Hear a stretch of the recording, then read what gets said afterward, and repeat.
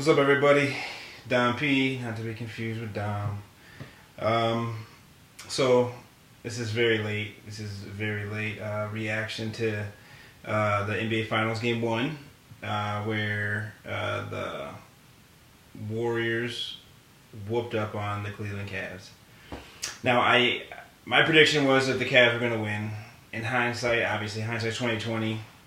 I should not have gone with the Cavs. A couple of reasons. One reason in particular is that LeBron is 0-5, I believe, in the NBA Finals at away games and game ones. So he's never won a game won in the finals on the away, like on the opponent's home court. He's never won.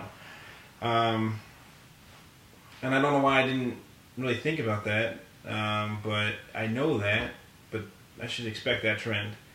I just thought they were just playing very good basketball. I thought those two losses at Toronto were flukes, but I should have. Golden State obviously is one of the best teams of all time with the 73 win season. So I definitely should have gone with that. I should have thought about that and remembered that and chalked that first game to a loss. The couple other reasons is that a lot of times the playoffs are about adjustments, and I knew it when I watched the game. The Cavs were just trying to match what the Warriors did, instead of trying to capitalize on what they do so well. So sometimes going a little faster works to the Cavs' advantage, but because slowing it down works against the Warriors, that's what they were doing. They slow it down. You have to play to your strengths, and I think I think in game 2 when they do play, things will be a little different. But I will give a prediction video after this. This is just my reaction to game 1. So other things that I saw in game 1, besides the fact that they slowed the ball down to try and take away from Golden State's fast pace, fast shooting. When Golden State gets you in transition, that's when they hurt you the most. So they wanted to slow the pace down a lot. So when they missed the ball, if they did miss, it wasn't going to be like an up and down game. It would make Golden State have to regroup and take a while and just get them out of that fast up and down style. Because when Golden State's moving, they are dangerous. But when Cleveland's moving, they're dangerous. So I just saw too much reaction to what Golden State was trying to do. LeBron, let's touch on LeBron. LeBron had I think he had 23 points, 12 boards, 9 assists. He turned the ball over a good number of times, and that was, other than that, he played a pretty, put it this way, that's an average game for LeBron, so we can't really, even though that's a game that most other guys can't even put up, no one else can really give you 23, 12, and 9, no one's going to put up triple-double numbers like that except Russell Westbrook, right? Those are the only two people that are going to do it. Russell Westbrook's just going to do it on a worse efficiency. It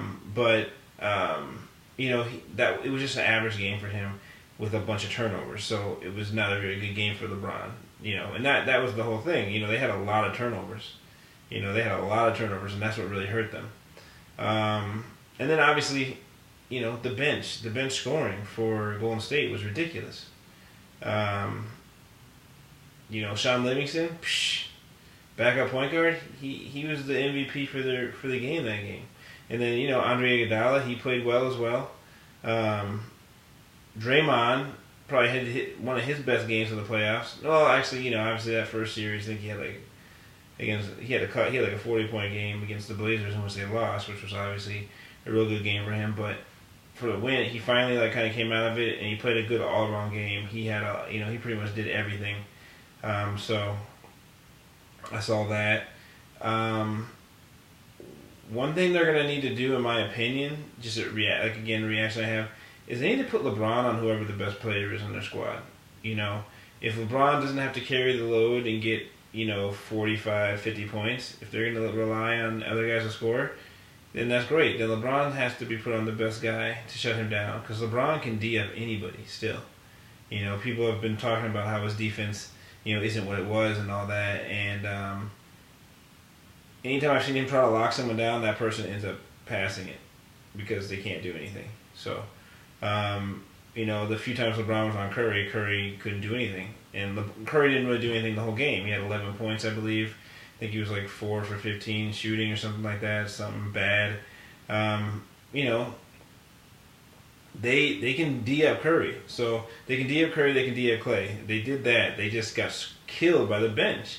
Leandro Barbosa. I mean, when the Brazilian blur is beating you down like that, and then you had Livingston beating you down, the Iguodala beating you down, it was just a great game for the bench.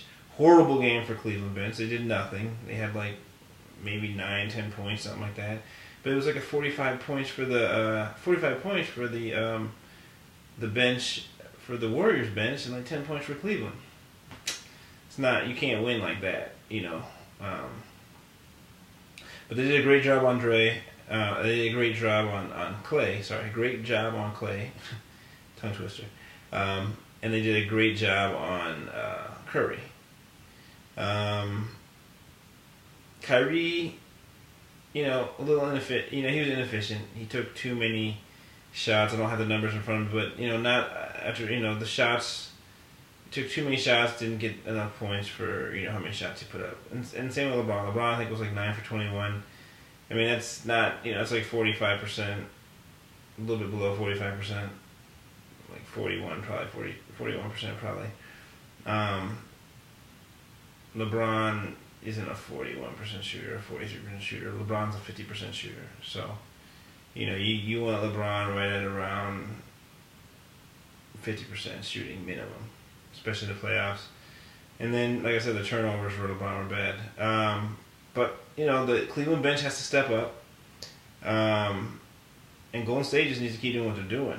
I mean, Golden State, Curry, I think Curry wants to definitely, you could see in Curry, he wasn't happy with that game. He wasn't happy with that win because Curry wants to win the MVP in the playoffs. Don't get it twisted. He wants to win the playoff MVP because, as you get more and more accolades, you want to get accolades all around.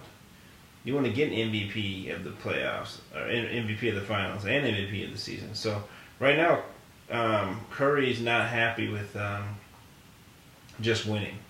He was not. He looked the saddest I've seen a guy who actually won. He was not happy with the performance he put on. He's not happy with not being the best guy on the court. I mean, he was pretty bad. And not to say that they didn't D him up and they didn't, and that opened up some stuff for other guys, but most of the runs happened when he was off the court. He didn't really do anything. When he was on the court, the offense was a little stagnant. When he was off the court, they played great. When Livingston was in, that's when they balled. So, I just wonder if Curry is going to end up maybe hurting Golden State by trying to win the MVP. Curry seems to me like a guy who is not as cocky as most, but has a closet cockiness, if you know what I mean. Like, he doesn't want it to, it comes out a little bit every once in a while, but he doesn't want to be portrayed as a cocky guy, so he keeps under wraps. But there's some arrogance there, there's arrogance, but there's arrogance in every good player. And I don't fault Curry for that at all. He should be arrogant. He should be confident. He should think he's the best. And when you think that, you're gonna be a little cocky. That's just normal. So, as a whole, again, great game by Golden State as a team. A remarkable, unbelievable job by Golden State's bench. Awful game by Steph. Awful game by Clay. But it was the bench players. Sean Livingston, MVP of that game. Draymond Green, though, that's the one starter that really stayed up and did well.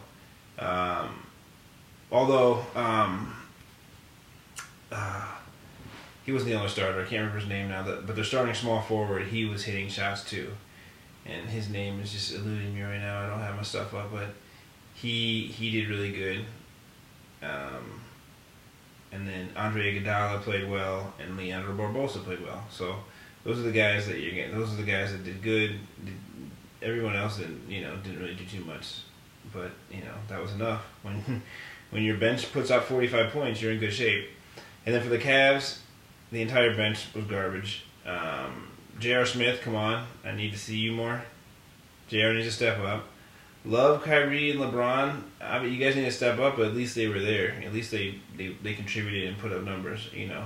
LeBron. I need LeBron to be more. I need LeBron to like really put more pressure on the defense though. Just be a little more careful with the ball. Obviously, it was first game and they were off for 5 days, so that's gonna play into it. When you don't play for 5 days and another team just got off a really hard series, they're at that level that they need to be at. Cleveland needs to get to that level. So I know they've been saying a lot that was kind of the case, was that not having 5 days off, also some of the competition they played and everything too, wasn't going to prepare them for Golden State. Golden State just got off Oklahoma City team where they won 3 straight. Golden State, they're going to be hitting on all cylinders right now.